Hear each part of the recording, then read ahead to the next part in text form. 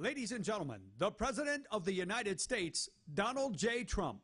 And I'm proud to be an American, where at least I know I'm free. And I won't forget the men who died, who gave that right to me. And I gladly stand up next to you and defend her still today. 'Cause there ain't no doubt I love this land.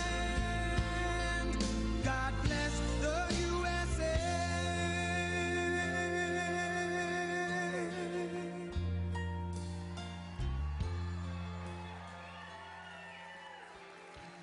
Nice place. Wow. I've been hearing about this one. Great job. Great job. Thank you very much for being here. It's an honor and very important time in our country. A lot of things are happening, and I think when it all ends up, it's going to end up very good for everybody. It's an honor to be at Gateway Church with the Attorney General, our great Attorney General, William Barr. Thank you.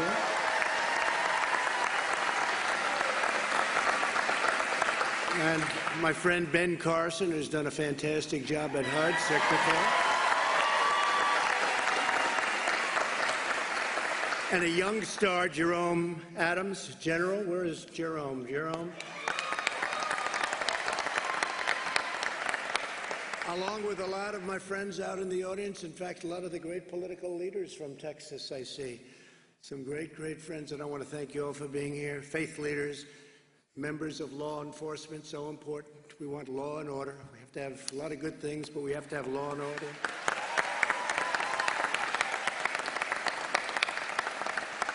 Got to have some strength. You have to have strength. You have to do what you have to do. You look at Seattle. We just came in. We just see over the screen, and we've been hearing about it. Bill and I were talking about it. The law and order. Look at what happened in Seattle. They took over a city, a big city, Seattle. It's a chunk of it, a big chunk. Can't happen. That couldn't happen here, I don't think, in the state of Texas, could it? I don't think so. I don't think so. So I want to thank Pastors Robert Morris and Steve Dullen. They're great people. Great people with a great reputation, I have to say that. Great reputation. And Gateway Church, the team has been incredible in hosting us. And I'd now like to ask Pastor Morris and Bishop Jackson to lead us in prayer. Thank you. Thank you. Lord, we need you. We need you at this time in our country. And I thank you for our president. I thank you, Lord, for our leaders. I thank you, thank you, thank you. I know in the Bible that when something was emphasized, it was repeated. Holy, holy, holy. Thank you, thank you, thank you. Lord, that we are about to bring tremendous progress to a problem that's been here for a long time. And I thank you for this administration.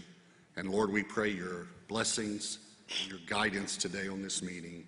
In Jesus' name. Jesus' name. Father, we thank you so much for what you're doing today. You have revealed so many things that are untoward, even evil. But we ask, according to Isaiah 50, verse 4, that you would give us the tongue of the learned, that we should know how to speak to the heart of this nation. Give us a word in season to him that's weary, and waken us morning by morning, God, that we would hear and speak. We have a great, courageous president who's a problem solver. And let him speak as your mouthpiece and act as your instrument. And we thank you for this time. Amen. Amen. Thank you very much, Bishop. Thank you. Thank you very much. I want to thank you, Bishop, and thank you very much, Pastor. That's great. And we're going to be discussing some pretty important things today, I think. It's all important, but the timing of this is very appropriate. This was set up actually a long time ago, but the timing is very appropriate. We are here to listen to community and faith leaders. We're going to be hearing from a lot of the good ones, some of the great ones, but a lot of the good ones, and to present our vision of advancing the cause of justice and freedom. From day one, I've been fighting for the forgotten men and women of America, and I think we've been doing a great job of it. We've been doing a lot in many other ways, but it gets lost a little bit sometimes. Bishop, you know that. It gets lost. We've done so much, and a lot of the things that we've done that we're very proud of gets lost. Like, we got criminal justice reform passed, and they've been trying to do it for many years, and they haven't been able to get it passed.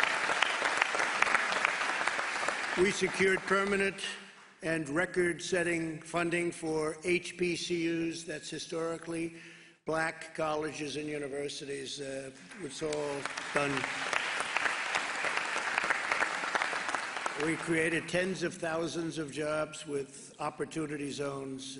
Tim Scott, and we had a great senator from South Carolina that many of you know. He came with an idea, and I thought it was a great idea, and we got it done. A lot of people said that could never happen, but nobody thought it would be successful like it is. Tens of thousands of jobs and investment in communities where that money wouldn't go. And we achieved the lowest black unemployment in the history of our country prior to the plague coming in from China. And we'll get it back again soon. It'll happen soon. That'll happen very soon. In recent days, there's been vigorous discussion about how to ensure fairness, equality, and justice for all of our people. Unfortunately, there are some trying to stoke division and to push an extreme agenda which we won't go for, that will produce only more poverty, more crime, more suffering. This includes radical efforts to defund, dismantle, and disband the police. They want to get rid of the police forces. They actually want to get rid of it. And that's what they'd do, and that's where they'd go.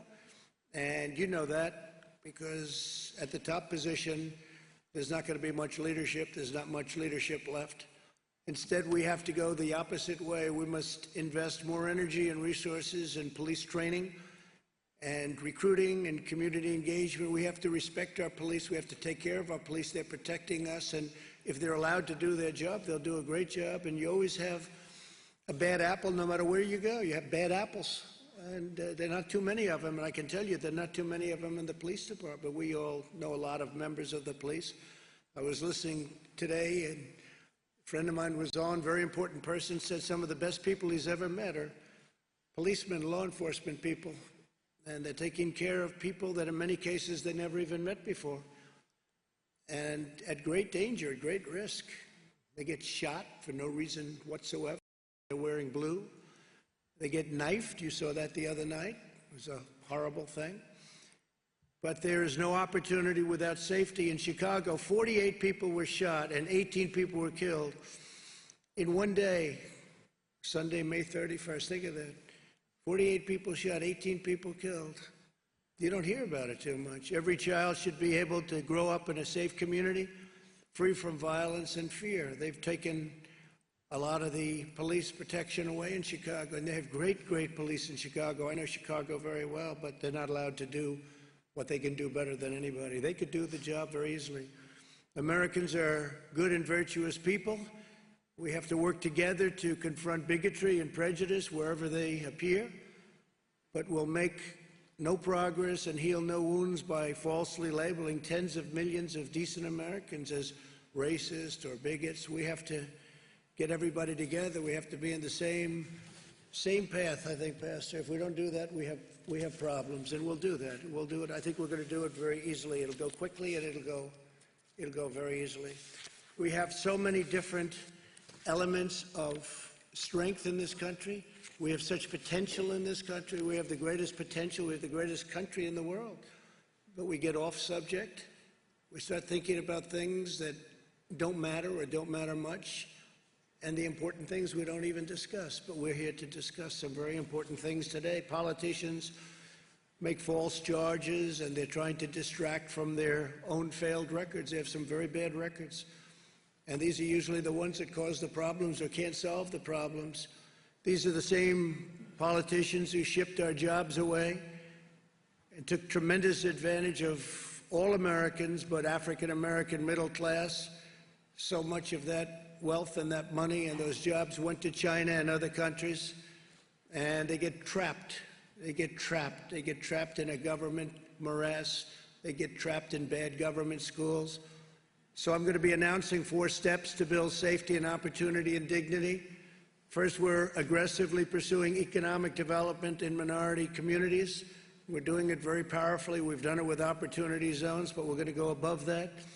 At the heart of this effort is increasing access to capital for small businesses, and that's with minority owners in black communities.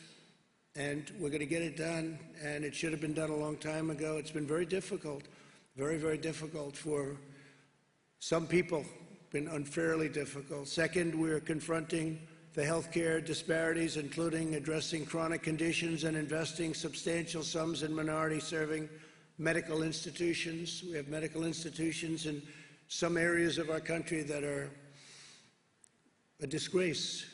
I was going to say not up to standard. They're much worse than not up to standard. They're a disgrace. Take care of it. Third, we're working to finalize an executive order that will encourage police departments nationwide to meet the most current professional standards for the use of force, including tactics for de-escalation.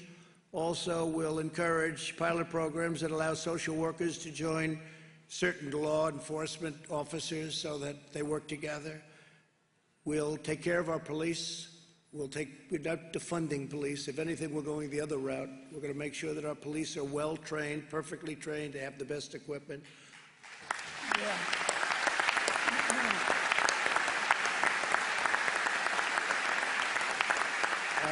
Some of the things that we have heard, because I know a lot of the people in the audience and they're professionals and what they do, and they're successful people, and we're hearing things that are not even thinkable. I've never even heard of this before last week.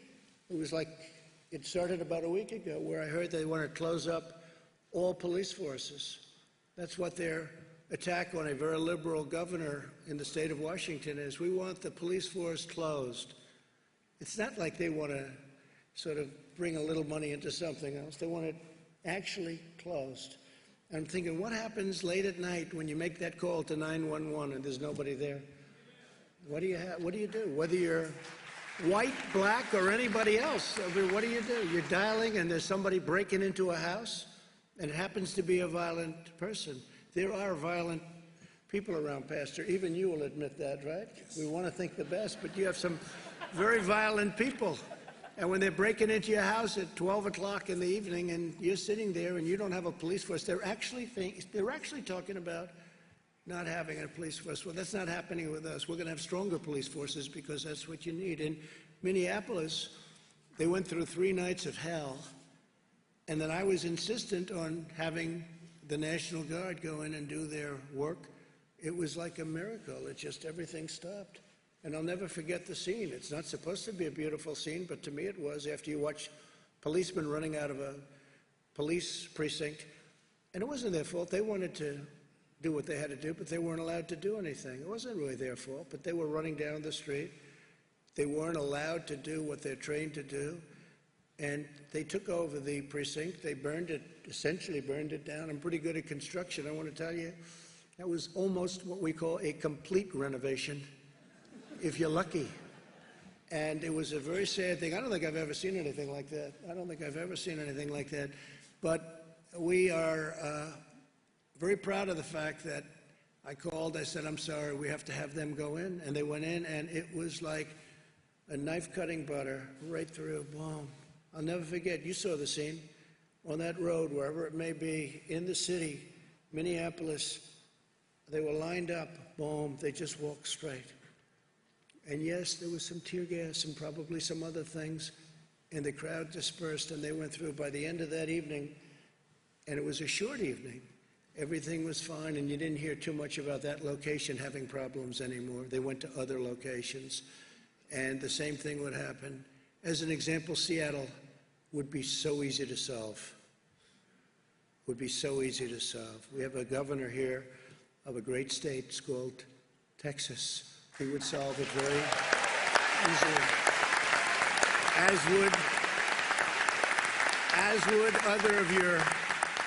would other of your political leaders, including your lieutenant governor. They would solve it very easily. It's a lot of it's common sense. I don't even think it's courage. I think it's probably more courageous the other way, because I wouldn't want to be doing it the other way. It's very unsafe. So I just want to tell you that We're working on a lot of different elements having to do with law, order, safety, comfort, control. But we want safety, we want compassion, we want everything. What happened 2 weeks ago was a disgrace when you see that. What happened on numerous occasions over the last 2 weeks, people were killed. A number of people were killed, and it was very, very terrible and very, very unfair. A number of them were police officers, and it was a very unfair situation. We don't want to see that.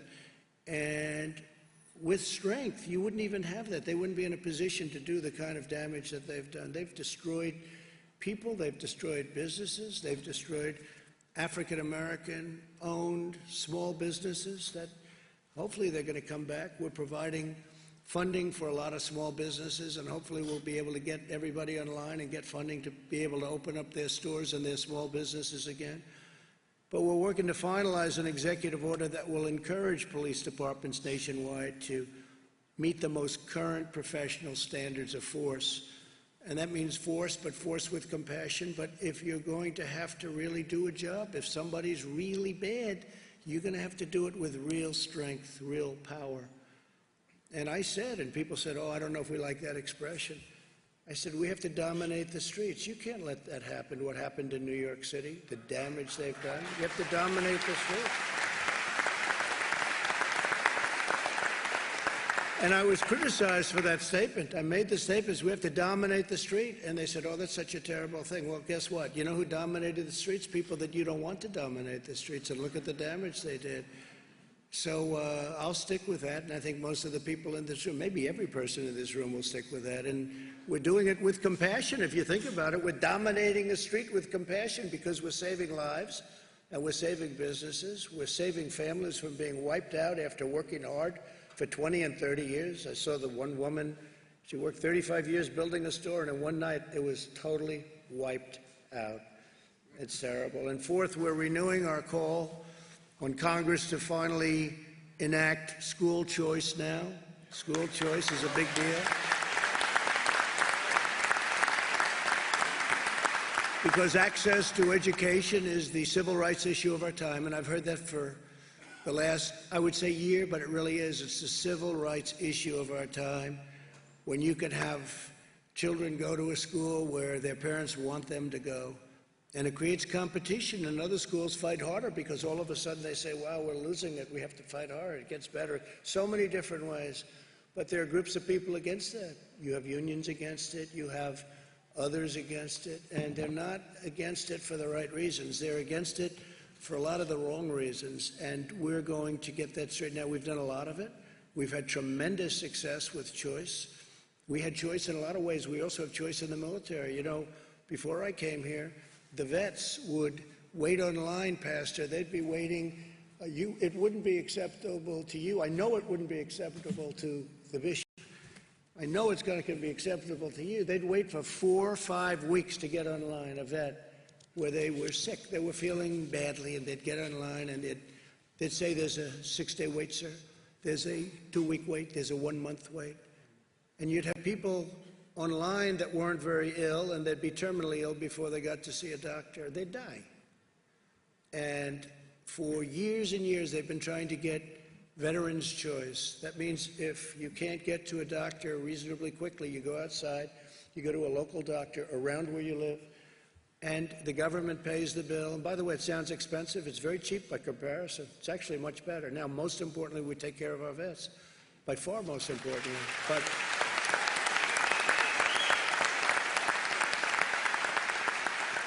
But it's one of those many cases where it's actually less costly and better. Sometimes you'll see a building, it costs less money than another building that costs more because the one that built the one that costs more, this one looks better. The one that's cheaper, it looks better. They say, how much more did you spend for that building? Actually, we spent less. You can do that. It's called, you have to know what you're doing, if you know what you're doing. That's only good for the real estate people in here, of which there are plenty, by the way. So I just want to thank everybody. This is a tremendous place. This is a great city. This is a great, great city, and with tremendous people and tremendous pride.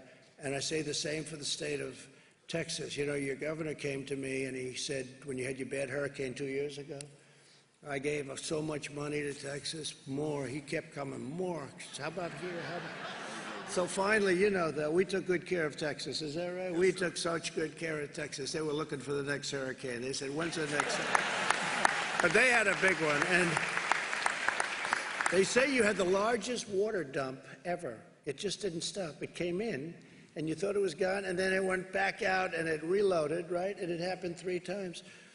And your governor came in, he wanted to build a barrier so that water would hit the barrier, wouldn't come into certain parts of Texas. He called me, he said, sir, I just have one more request. This is after we gave $28 billion. So $28 billion. I mean, we watch the pennies, but when it comes to Texas, we don't watch them too closely, okay?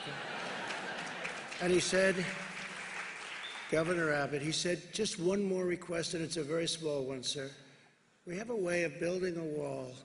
It goes up and down. It moves with the tides. I said, that sounds expensive to me. It moves with the tides, and it's not a lot of money. Could I ask you to do me one small favor and approve it? I said, how much is it? Sir, it's only $10 billion. And I said, start working on it, right? I said, start working on it, because we can do things to get rid of those. You get hit pretty hard here.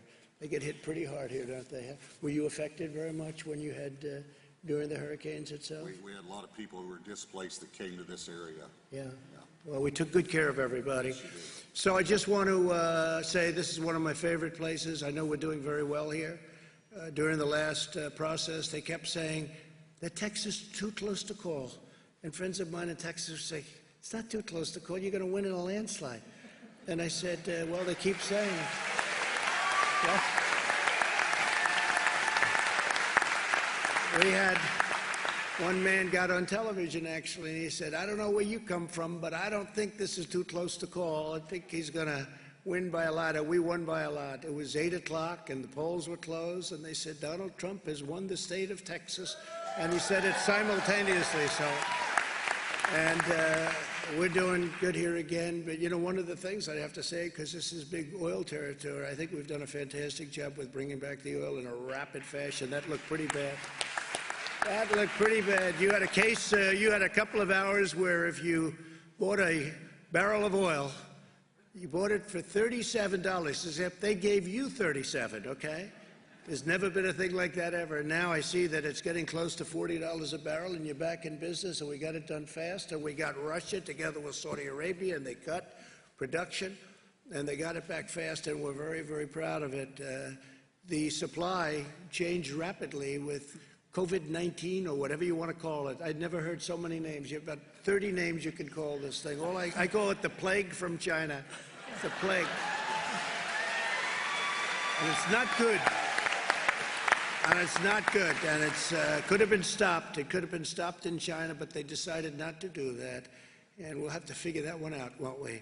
So I just want to thank everybody very much for being here. This is a very spectacular place, and I want to introduce Attorney General Barr and Secretary Carson to say a few words, along with the Surgeon General, who has been a real young star in the administration. And please, if I could, Bill, take over, please. Thank you very much. Thank you, Mr. President. Thank you.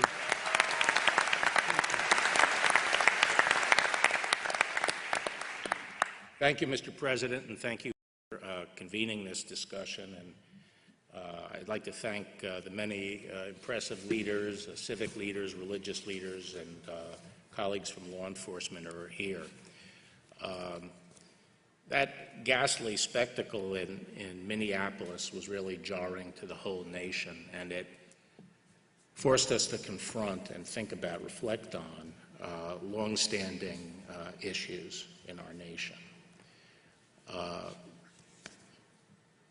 Those issues obviously relate to the relationship between law enforcement and the African American community.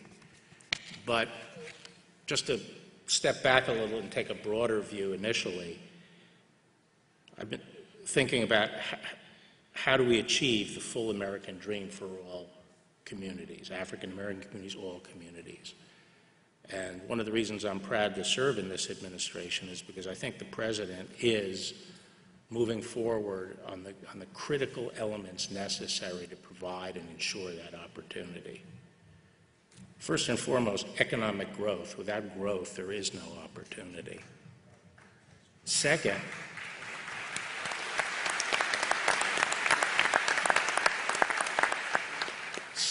education.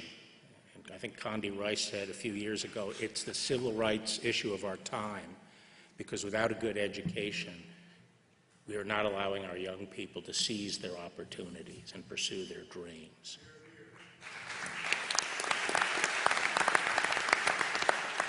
And as the President mentioned, it's only by empowering parents and giving them the power to choose the education for their children that we're ever going to be able to obtain that. Third, I think, is moral discipline. And our young people, they have to have the discipline to seize the opportunity, to make momentary sacrifices for later gain. And traditionally, that has come, and people can find it perhaps from many sources, but traditionally that has come from religion, which our founders believed was the foundation of our republic.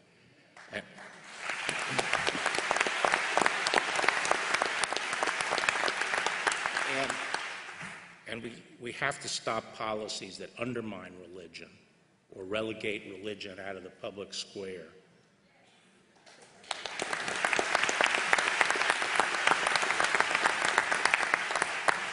But now I get to my job, which is safety. Without safety, you cannot have progress. You can't have a life, a decent life in a community. And, you know, this was struck home to me 30 years ago when I visited Trenton when I was Attorney General last time, and I went to a small barber shop in an African-American neighborhood. And there were people there in their 60s and 70s, and they said, "Mr. Barr, we're in our golden years, and we are living behind bars. Look down the street. All the bars are on our windows, and the criminals run free on the street." Now, we've made a lot of progress since then. The crime rate has been cut in half. And a big part of that has been improvement in policing and the progress we've made in policing. And yes, the progress that police departments have made in building relationships with the community. I think law enforcement has understood for a long time that there is distrust in the African American community toward the law enforcement system. And when you reflect on our history, you could understand why. Because for most of our history, just up until the last 60 years, the institutions in this country, the laws and the institutions were explicitly discriminatory. There was not equal protection of the law, by law. And it's only been since Jim Crow that our laws have been changed to provide for equal justice. And what we've had really since, and so the civil rights effort up until that time was to tear down institutions. But I don't think now is the time to be tearing down our institutions, because we've been on a march for the last 50 years of reforming our institutions. And we don't need to tear them down. We have to be mature about this, and when we see problems, we have to redouble our efforts to reform our institutions and make sure they're in sync with our values. And I don't think anyone who's honest would deny that we've made a lot of progress in policing over the last 50 years. And in fact, you know, one of the things about this episode in Minneapolis was how fast both the state and federal law enforcement responded to dealing with that action. So I think that while we saw something very bad, it has helped perhaps galvanize the will of the country to bring good out of that. And we can't let that incident obscure the fact that progress has been made, that policemen are by and large, by overwhelming majority, good, decent people who care about their community and put their lives on the line for us, their neighbors.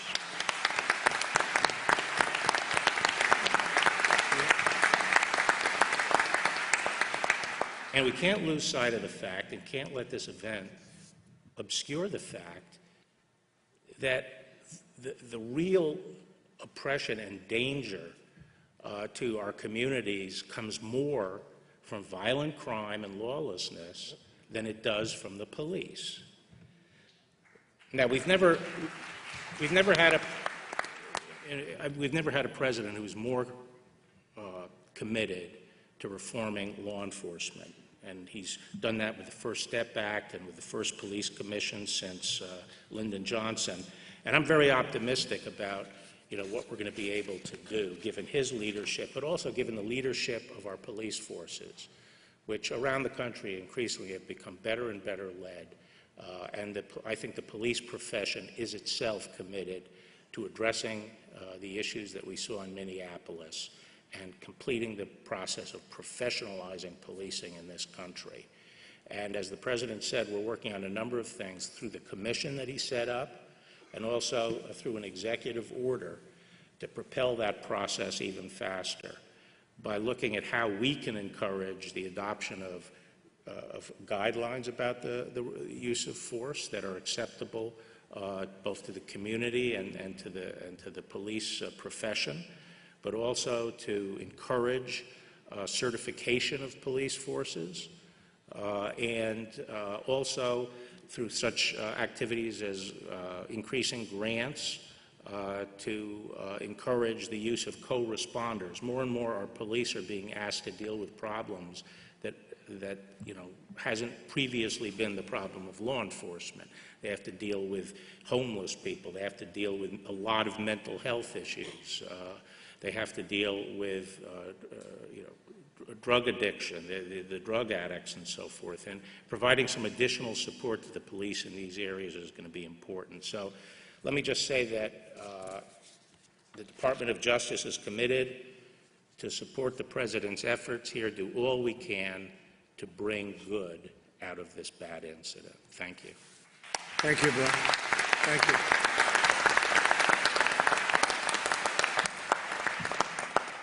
Surgeon General, please, go ahead. You want to go? Go ahead. Why don't you go, then Ben will go. Is that okay? All right. Good. Go ahead. Well, thank you, Mr. President. I appreciate it.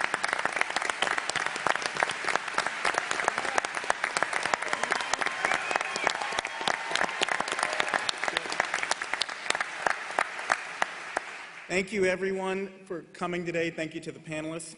I just want to start off by saying that many people across the country and across the great state of Texas are hurting right now due to the tragedy that occurred to George Floyd. And I just want to extend my condolences to the Floyd family and to the entire Texas community, because I know that you all live together, you work together, you play together, and you hurt together here in Texas. And so I want you to know that I feel that for you.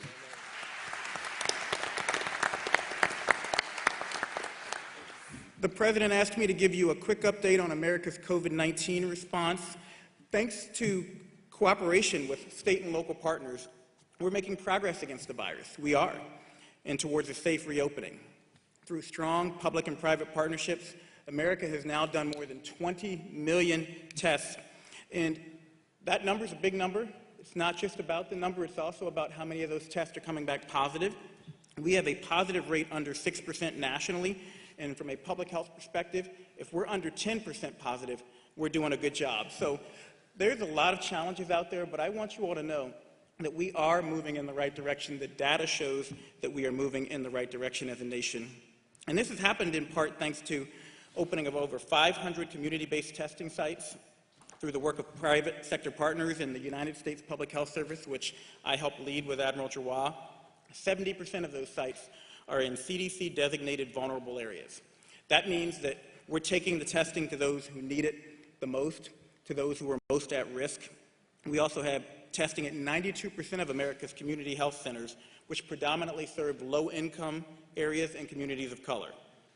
We've helped equip our frontline workers, our healthcare heroes, with 94 million N95 respirators, 149 million surgical masks, and more than 1 billion gloves.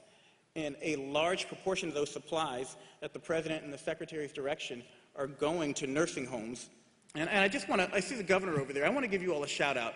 Texas has led the way in nursing home testing. 100% of their nursing homes have been tested. They're leading the way in testing people in corrections facilities. Over 95% of people in corrections facilities have been tested. That is something you all should be tremendously proud of.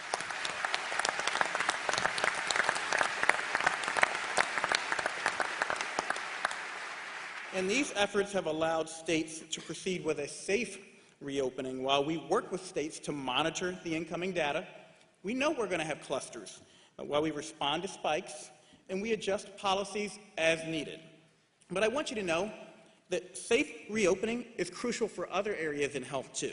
We need Americans to be able to return to cancer screenings. My wife just finished cancer treatment. If she'd had to wait 6 months to get her cancer screen, she might not be here today. We need people to get their surgeries. We need people to get their vaccinations. 4.2 million children are behind on vaccinations now because of the COVID closures. We know every 1% increase in unemployment equates to a 1.3% increase in suicides. 1.3% increase in suicides. So we want to reopen safely. We also have to remember that being shut down has health consequences beyond COVID. We know that being out of school is bad for your health. We need to get our kids back in school safely.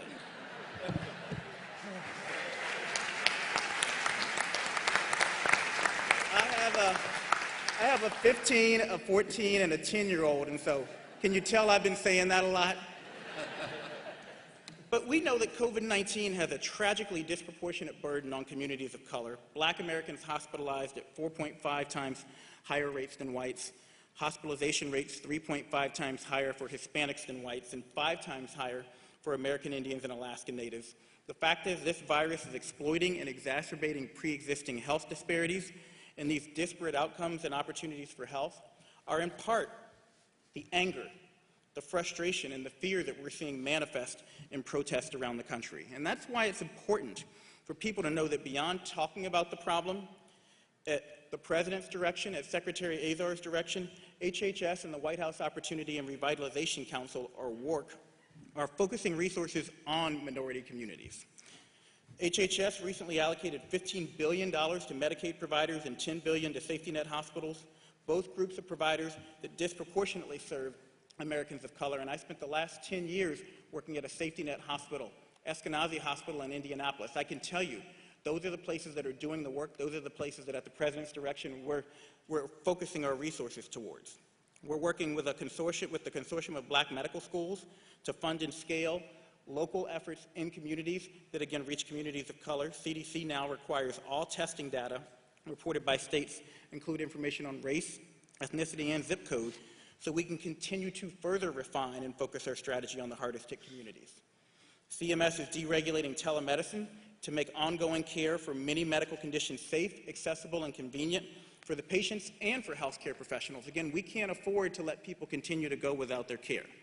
And the administration's emphasis on public-private partnerships is allowing us to progress towards a vaccine and treatments at a record pace as a part of Operation Warp Speed. I want to add that SAMHSA just funded 3 community behavioral health clinics right here in Texas with the CARES Act funding.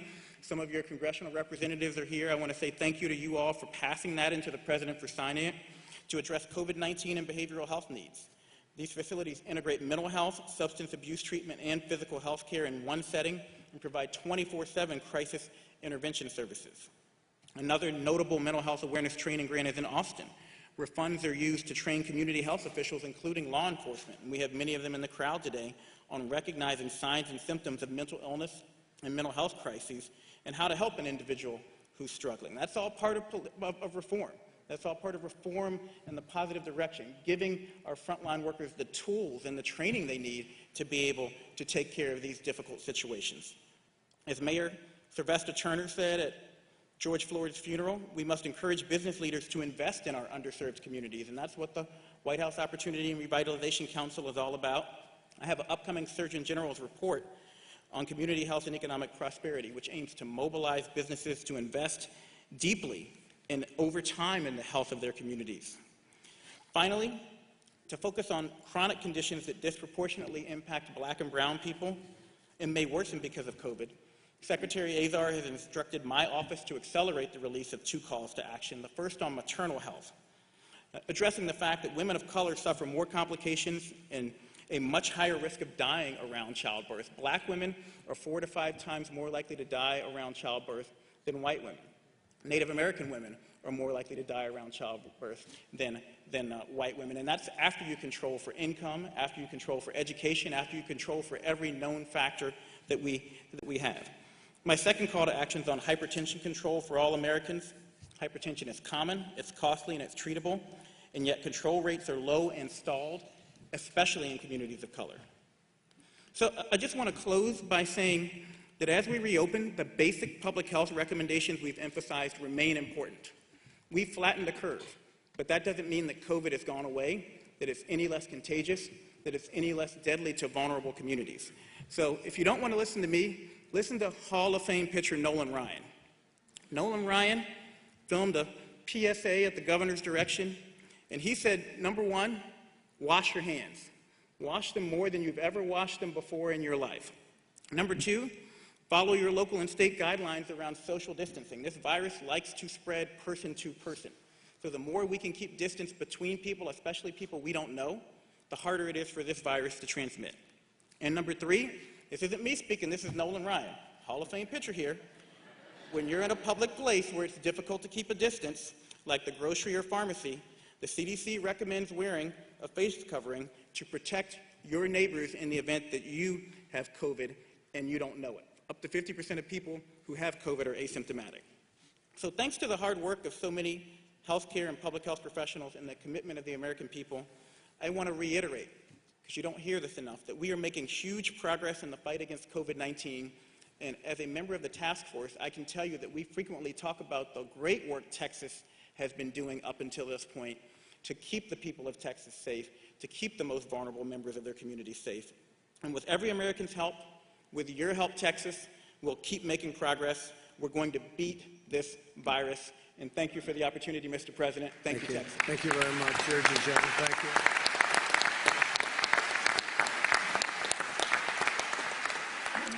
Ben Carson, please. Okay. Well, thank you, Mr. President, for your leadership and your courage. I don't know of anybody who could stand up to all the criticism you get every day. 24. Do you have a choice? Thank you. You know, our nation is continuing a path of renewal and recovery from the coronavirus pandemic. But since the beginning, the President has talked about being a champion for the forgotten men and women of this nation. That's exactly where we've been concentrating. And it's been an honor to serve in an administration with that goal. And I'm excited to see America beginning to bounce back. The infrastructure, the economic infrastructure of our country is very strong, secondary to the abolition of multitudinous regulations and targeted tax cuts. It's still there. That foundation is there, and we will be able to get back on that track pretty quickly. But to help speed this rebound, the White House Opportunity and Revitalization Council was formed to really help the long-forgotten communities achieve economic opportunity. And it has been refocused at your direction to help America's hardest-hit communities achieve economic recovery, overcome health disparities, and thrive through educational and workforce advancement. Now, to stimulate economic development and entrepreneurship, the Council has worked to set aside additional payment protection funding for our nation's low-income minority communities and provided technical support to help these communities to access this funding. They have stated that during the first round, the money wasn't getting to them. We are addressing that, and I want to thank all the different agencies. Virtually every governmental agency has contributed significantly to refocusing and addressing these problems. The groundbreaking initiative known as Opportunity Zones, which encourages long-term investment in the forgotten communities, will also be expanded to include more of the underserved areas. Another major initiative improving health and public safety comes with several administrative and legislative proposals. For example, we believe both telemedicine and increased use of mobile care can be major catalysts in our mission to overcome health disparities in underserved communities. Those are things that can actually be done very rapidly to bring health care to people who've previously been neglected. And to further this effort, we're also committed to reforming the infrastructure of our public health data system, addressing chronic conditions in at-risk populations, and working to address food insecurity in underserved communities. That means healthy foods at reasonable prices that are accessible. But one of the things that I just mentioned, the data collection, we have 50 states and we have territories in Washington, D.C., and we have all of those many different healthcare collection systems. And we are working to homogenize all of that, and will make it much easier for us to identify quickly health issues and to be able to address them very quickly. Other legislative proposals, such as advancing national broadband access and investment in minority-serving medical institutions, will also play a major role in improving the well-being of these forgotten communities. Making sure that we have broadband access will give access to remote learning.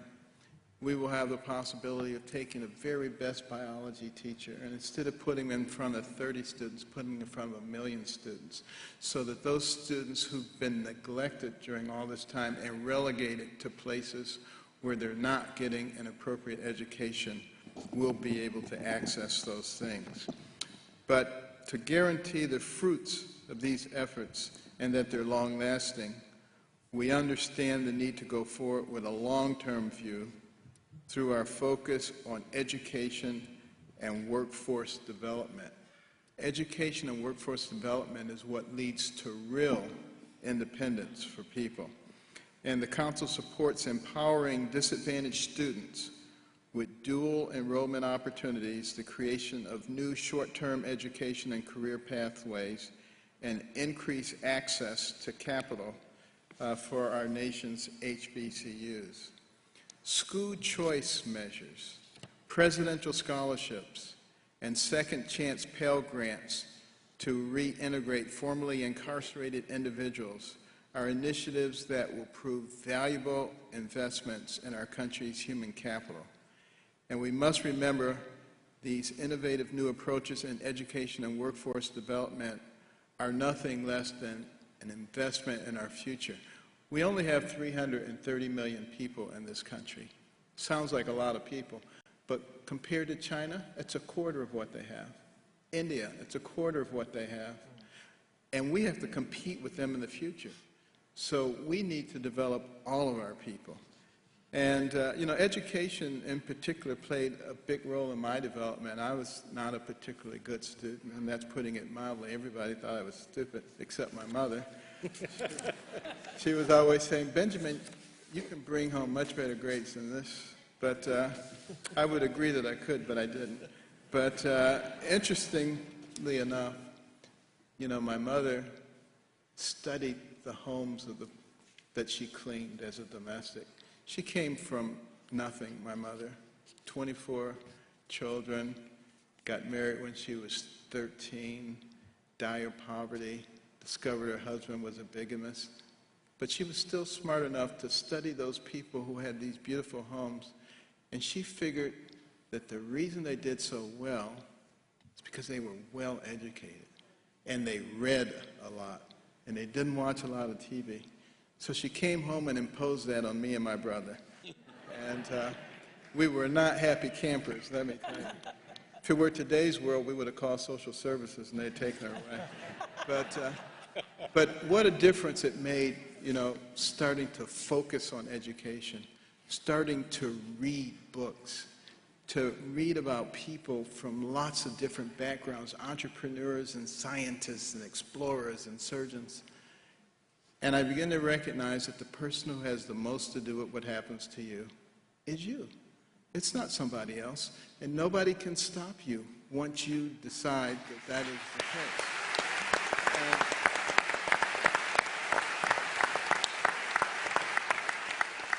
And that's why, with the Council, there is so much emphasis on education, because it doesn't matter where you came from. You get a good education and you write your own ticket.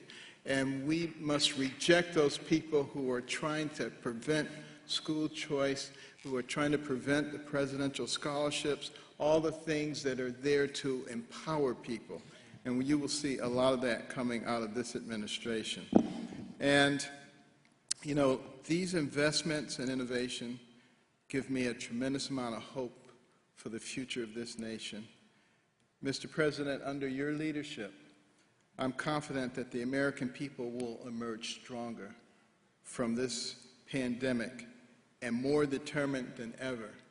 And we, the people, will recognize, despite all the forces to the contrary, that we are not each other's enemies.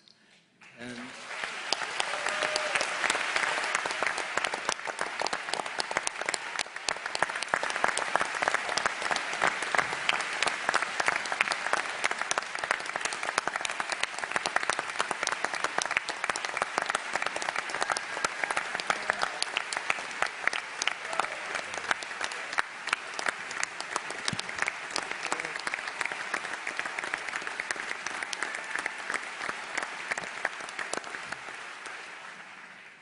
That's great. Thank you, Ben. Oh, that was pretty good. Standing O for Ben. He's used to that. He's used to it. Great job, Ben. He's done a fantastic job at HUD, I have to tell you that.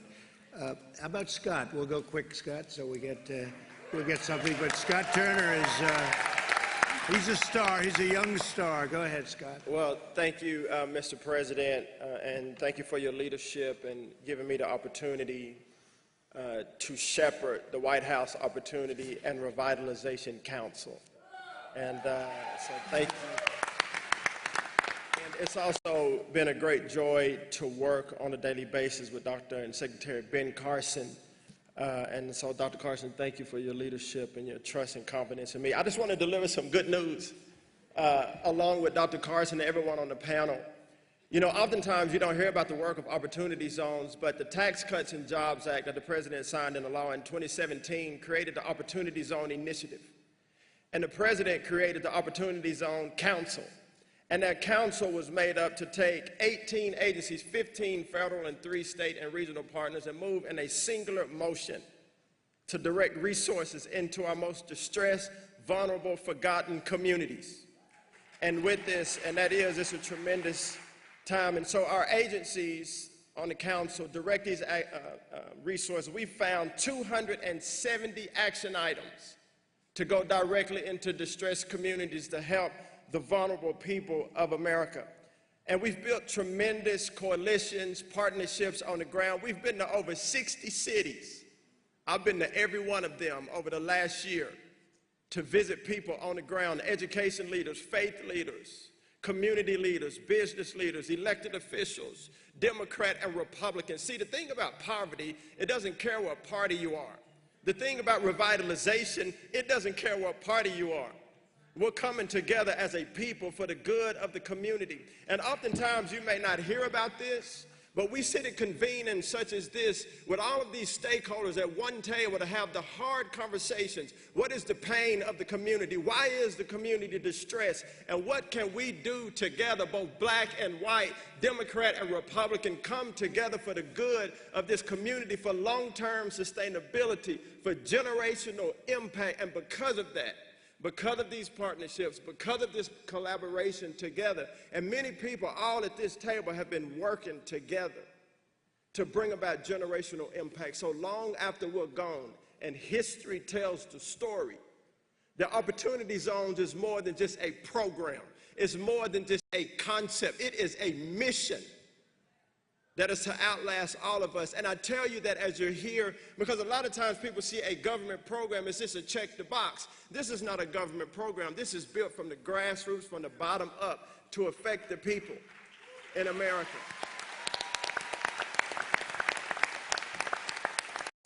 And lastly, Mr. President, I would say tens of billions of dollars have been invested inside of Opportunity Zones, public-private partnerships.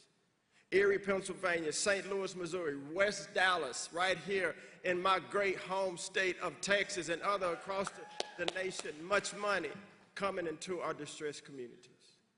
And I say all that to say, even though you don't hear about it often, We have put our hand to the plow and our feet to the ground. And all of these things were done prior to COVID. But I want you to know that right now and post-COVID, that our spirit remains the same, that our heart is set, our face is set like flint, our mission is not done. But we're going to need all of you to pray for us, to walk with us, to convene with us, to invest, to teach. And so, Mr. President, thank you. Dr. Carson, thank you. And to all of my colleagues at the table, thank you for your support. It's been a great honor. Thank you very much. That's great. Thank you, Scott. Thank you, Scott. Great. You want to say something? Please, Pastor, please. Well, thank you, Mr. President. I just was thinking about that 30 years ago I was serving as associate pastor at a small church, and I asked Bishop Harry Jackson to come and teach us on race relations, to teach us what we didn't know, because we don't know what we don't know. And now 30 years later, Bishop Harry and I are sitting on each side of the President of the United States.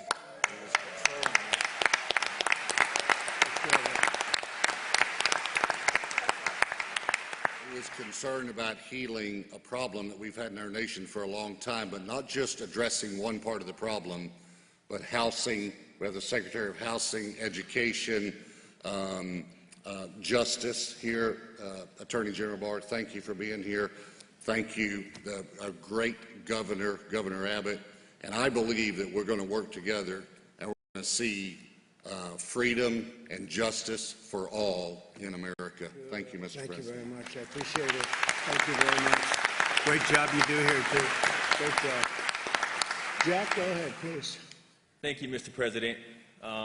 Thank you, Pastor Morris, for offering your church. I think right now, like any other time in our nation's history, we need God.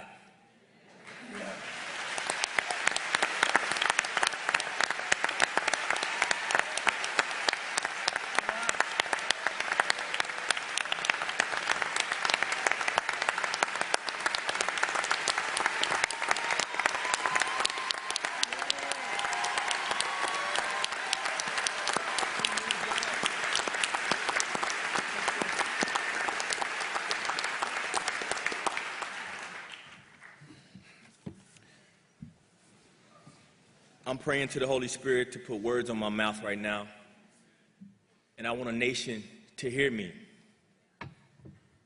We need the fear of God.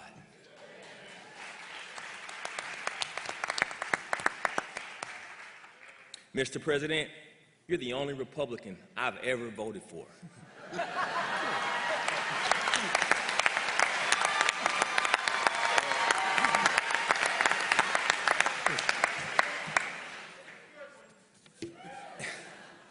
And I don't just say that to make you feel good. Honestly, that's not my goal, man. I'm saying that because you stood up for the Word of God. And as believers, as the church, we have to pray for our president and have his back. When he raised that Bible up after those folks burnt that church, we are in a spiritual warfare. Yeah, that's right.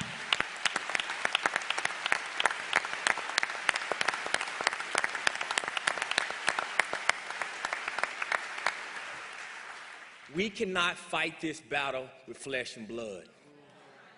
We cannot fight this battle with politics. You cannot politicize oppression. I grew up right down the street. I looked at skinheads in the eye at 13 years old. My black father went to a KKK rally to protect me. I know what racism is. So when I hear words get thrown out about white supremacy, it eats me up. Because these men are white supremacists. That's not what they look like. I'm telling black kids across America right now, we always hear we don't have black leaders. Look at this table.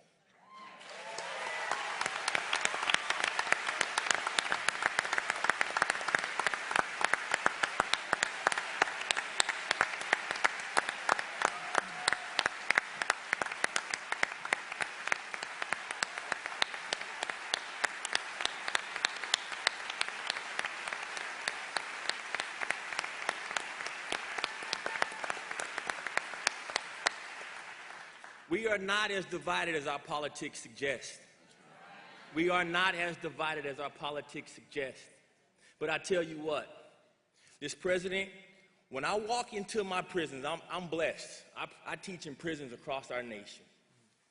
Men who are broken, the most broken men in our country. Our Bible teaches us to serve those in prison. Our Bible teaches us to serve the poor. And when I walk into my class and I say, guys, raise your hand if you've gotten your sentence reduced from the First Step Act, and every single one of them raise their hand. That's because of you, Mr. President, and that's because of policy. But you're brave enough to go against what everyone else has said about you. Now I'm calling on you to do more. We have a real issue in our country, and the root of it, let's not get our eye off the enemy. The root of it is fatherlessness. Our kids don't have fathers. Attorney A.G. Barr, you said it earlier. You talked about pulling God out. Do we talk about education? Well, 71% of those kids that drop out of high school don't have a father in the house. We talk about criminal justice reform. You're 5 times more likely to go to prison or have a run-in with the police department if you don't have a father in the house. We talk about health care. You're 4 times more likely to live in poverty if you don't have a father in the house, which means you're going to be sicker. We don't have to keep looking for the problem when we see it. Now it's time for Americans of all color. I'm calling on my white brothers and sisters. I'm calling on my Spanish brothers and sisters. Get out of your bubbles. Go into the communities that are underserved, and let's do what Jesus told us to do.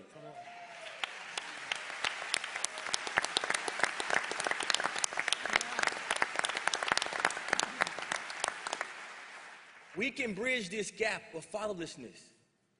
All we got to do is go out of our bubbles, go bridge the gap with these kids, teach them what you teach your kids. We all have rooms in our homes for a couple little boys to come in and play with our sons and daughters. Let's bridge the gap through love, through Christ, and through being what we all know we are, and that's one America. God bless America.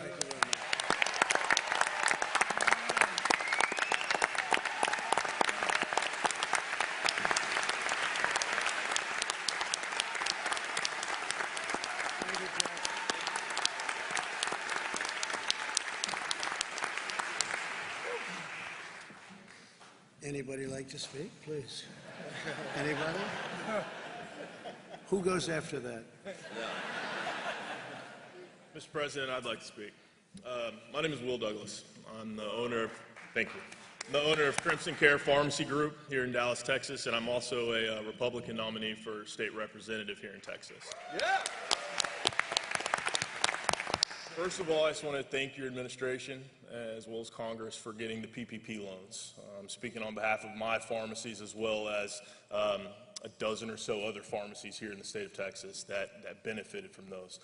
Because of the PPP loans, I was able to not have to let any of my employees go. And in fact, I was able to hire additional employees because our business model had changed overnight. No longer could customers come into our store, they were having to go through the drive-through, which created a whole litany of other issues. So for that, thank you. The reason why I'm running for office is because, to me, capitalism is the most important thing. Capitalism has created this bastion of free market enterprise that we have here in Texas, with Dallas being the crown jewel. And I'm afraid that we're going to lose that system that lifts people out of poverty. I was on a call with leaders in the black community here in Dallas the other day, and one of them said something to me that has stuck out, or that did stuck out, and I can't let it go. And that's that, I think he said it was an African proverb, but that a child that is not embraced by the village will burn that village down just to fill its warmth. As Republicans, we have to find ways to make capitalism embrace the people that it's left behind. Because if we don't, the next time, it won't just be villages and businesses that are being burned down. It will be this system that has lifted so many people out of poverty.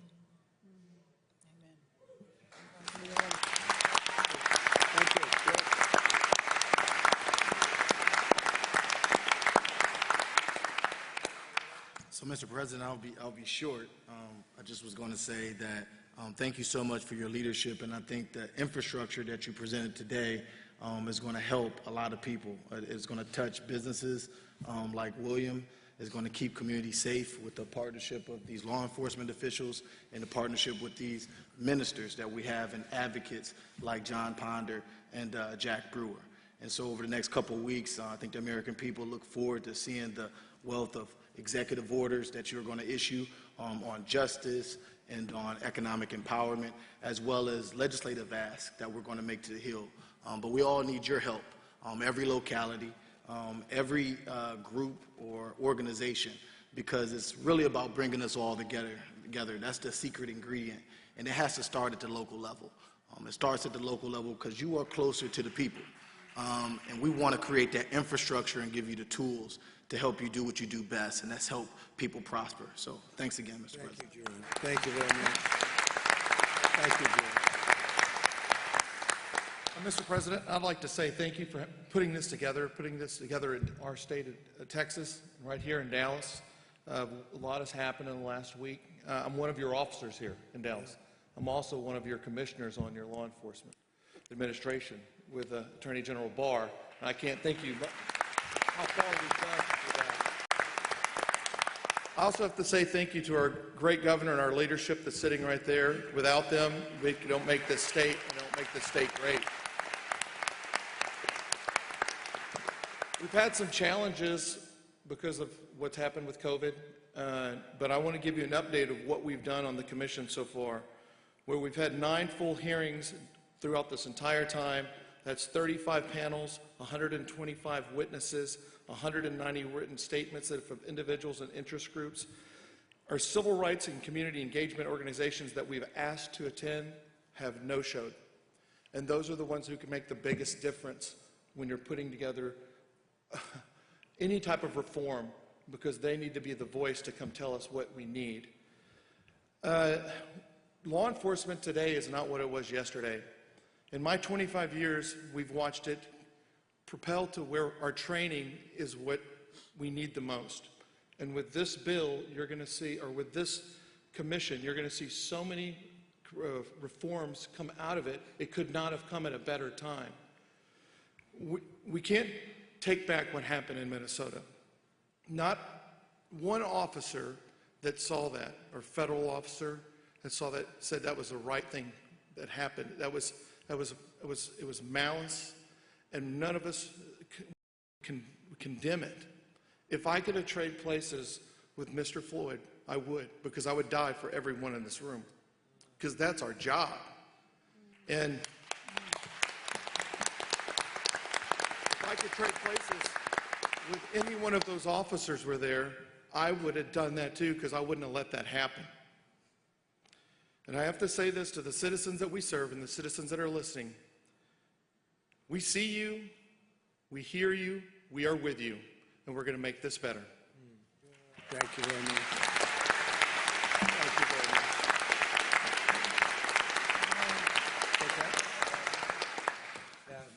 Mr. President, I just want to thank you for your leadership. Echoing sentiments of some of my colleagues up here today, thank you for your stance on criminal justice reform. Thank you for not forgetting about the forgotten people. Thank you for your commitment and your support to the men and women of law enforcement in this country, and it is so very important. My name is John Ponder. I'm the CEO of a ministry called Hope for Prisoners. And what Hope for Prisoners does is we work with men, women, and young adults that are exiting different arenas of our judicial system to provide the supportive services to help them to be able to successfully reintegrate back into their home, back into the workplace, and ultimately back into the community. And Mr. President, thank you for coming out and attending the graduation ceremony for those 31 men and women who were released from prison. I cannot tell you the wind that was beneath their wings, because you came and spoke life into them. And they're on a whole new vista of life right now because of that. Great job. Great job. One of the huge components, this is why I'm so supportive of your stance on law enforcement, because one of the key components to this reentry mechanism that we built up is our partnership with the police. Our local sheriff in Las Vegas, Nevada, has given us close to 100 volunteer police officers that are mentoring and training men and women coming home from the prison system. And sir, never before in the history of reentry, nowhere on this planet to this magnitude, have the men and women from law enforcement come alongside formerly incarcerated folks and help them to successfully reintegrate back into the community. That is just further evidence that we serve a gigantic God that wants to bridge the gaps. And in that's why that is so important, because what God wants to do, the Bible calls it the repairer of the breach. See, in communities across our country, there's such a disconnect between law enforcement and people from this segment of the population. But when we're able to come up with very creative ways to bring folks together, because if you think about it, all across the country, that in that disconnect, people do not trust police. Do you know why? Because they're not in relationship with them. And in what relationship could you ever have trust unless there's life rubbing up against life in the spirit of complete transparency, that we have more in common than we have differences. And out of that transparency builds the relationship, and out of that relationship, it gets established trust. It is something that second chance employers have absolutely fallen in love with. When you can tell the employer that the person that just came home from prison, that the mentor is a captain of the Las Vegas Metropolitan Police Department, that begins to just open doors. So I thank you for that. Looking so very forward to the direction that we're going. And on behalf of the men and women who are incarcerated right now in our prison system across the country, thank you for creating that atmosphere for them on the inside. But I know that you have dug the trenches to create an atmosphere for them once they get released. So I thank you for that. Thank you, John. Very nice. Thank you very much. Very nice. Great job you're doing, John. Great job. Please. Thank you, Mr. President, for putting this together today. I've learned so much from these men and women on this stage. I really appreciate that. Thank you for, my name's Dr. Robin Armstrong, and I'm a physician, and I've had an opportunity to treat many patients with the plague from China, and it's been, and with the COVID-19, and so we've had a lot of opportunity. Thank you so much for breaking down some of the regulatory barriers in the FDA to allow us to use medications like hydroxychloroquine.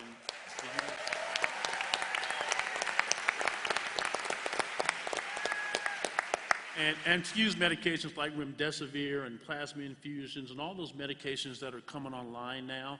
Thank you so much for that. It's been, I had the opportunity to, we had a nursing home in South Texas that had an outbreak of COVID-19, and we saw a lot of nursing facilities around the country that were having horrible outcomes and many deaths.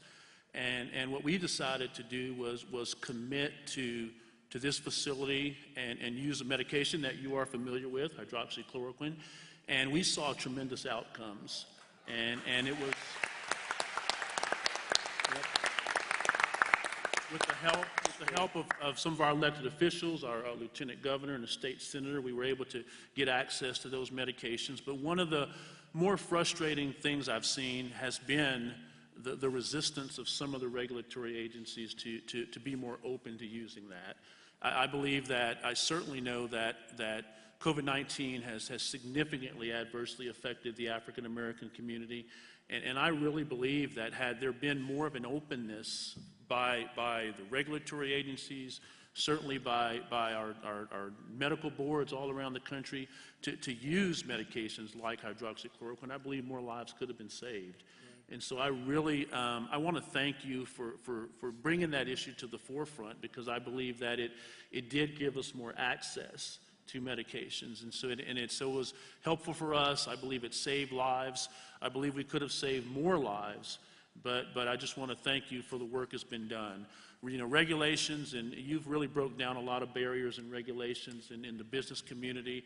Certainly, I would appreciate what you've done on attempting to repeal Obamacare and all the efforts you've made towards that. That's certainly going to improve access to care.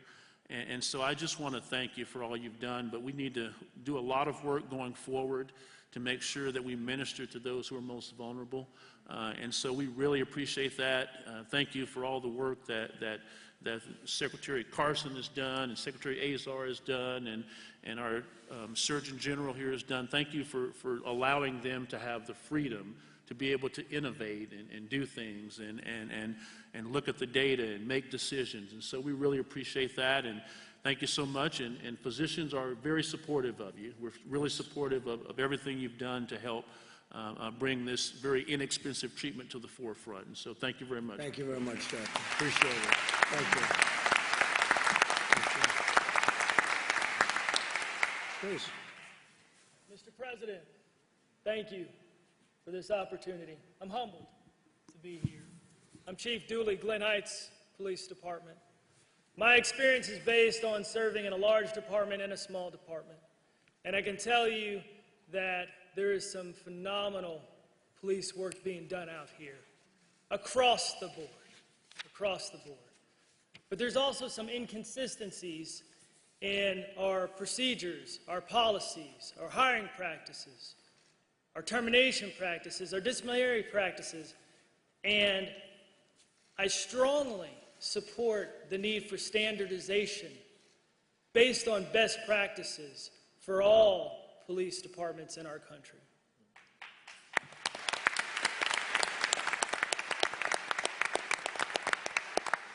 I thank the President for his foresight for making these things come to happen. I know they're coming, and we need it. We are a country of very good departments, but we need to be a country of great departments. And this message today is about the transition to greatness. We have an opportunity in this country to transform the future of law enforcement. But we need to make sure that we have a relentless pursuit of dedication to public service at all times and at all levels. Specifically, national consistent policy on use of force.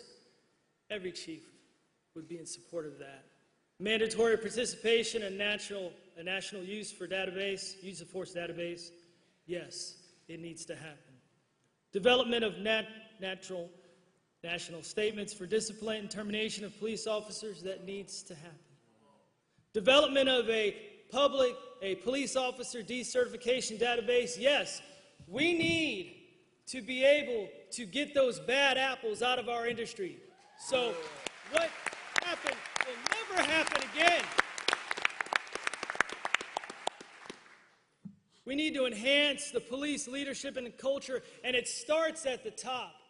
We have some great leaders in this country, but we can always be better. We can always continuously improve.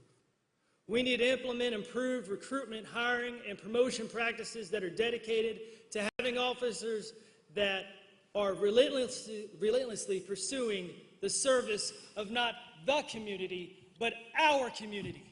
It's about not dividing us, but uniting us, and understand that we come from the community.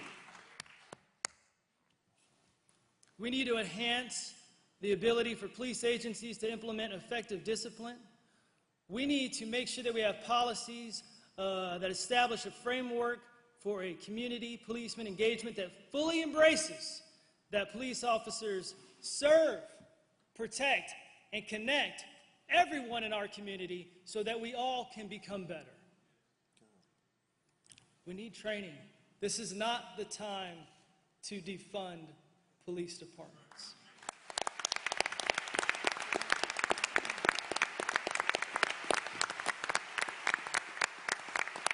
When an organization or a business is struggling to be better, now is not the time to take away those resources. You provide them, and you hold them accountable, and you set expectations, and you manage them so they can be better. That's what you do. We need more training. We need more specific training that's dedicated to service of those that everyone we interact with on a daily basis. Those that are homeless, those that suffer from mental illness, those that need food. Okay? We need the training to be able to connect those people we interact with those that can provide those services. That's what we need in this country.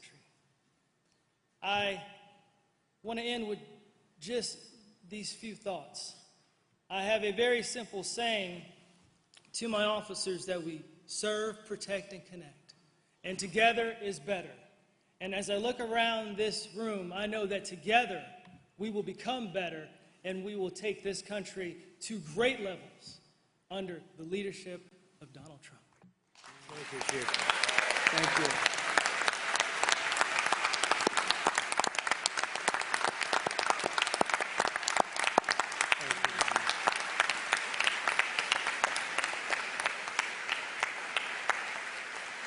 Thank you very much. That's beautiful.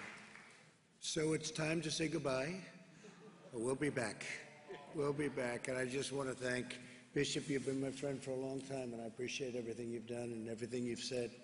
A great unifying source of strength and everything else, and I appreciate it very much. Thank you. Can I add one last thing Please. before you leave? Please. I'm tired of people blaming the current administration and others in our generation. These problems began many years ago. And what has been exciting to me is it was the church that began the abolitionist movement. It was the church and whites and blacks working together that started the NAACP. They didn't have a black leader at the beginning of time. It was the church that led through in the civil rights movement. So I want to offer you my support in these listening sessions in that the church needs to come together. I believe we can unify better than any group. And what we're looking for you to do is to give structural guidance, which you're working on, and you've already brought forth some amazing things. But I want to affirm that Democrats can't kneel down and wear kente cloth and stop black pain. Republicans can't take some one-time act and stop black pain. But I believe we've got a man here who's courageous enough to begin something that's tough and that we're going to this time heal. And so I weep over this. I pray for you, as you know. And we believe that we're going to get it right. I'm going to say one last thing. I lost my late wife a couple years ago. I found out in dealing with her that sometimes you just got to listen, feel her pain. If you try to fix it too early, you're going to make a mistake.